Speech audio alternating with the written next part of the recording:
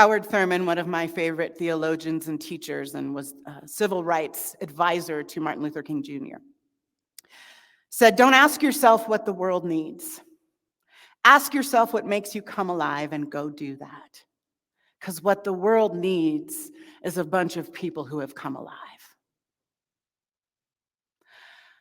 And I would take that a step further, that the world needs each one of us to come alive, but it needs us to come alive because we each have a vital thread in the tapestry of life. Every single one of us has a critical role to play in this thing called life. And when you and I are not showing up as our uniquely, divinely gifted self in the world, that thread isn't in the tapestry in the way that it could be the most beneficial to the whole.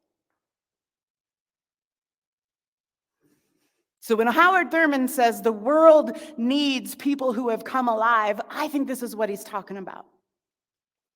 I think he's talking about the unique, on-purpose contribution that you have to make. And I know I hear a lot these days about, I don't know what is mine to do, and there's so much jacked up in the world, and it just doesn't feel like I can have an impact or anything that I could do could matter. And yet what I'm saying is, kind of like this mosaic behind me, every single one of those squares has a role to play in the creation of that image, yes? And do we get to decide this square has more importance than this square?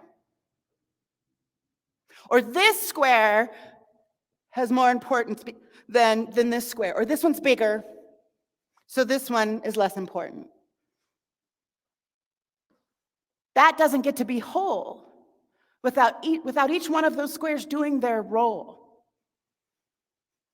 right? That mosaic becomes an incomplete picture if we start taking out the squares that make it up.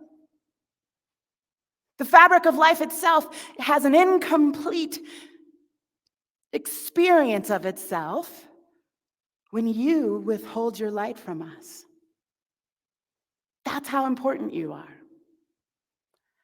And that's how important your gifts are.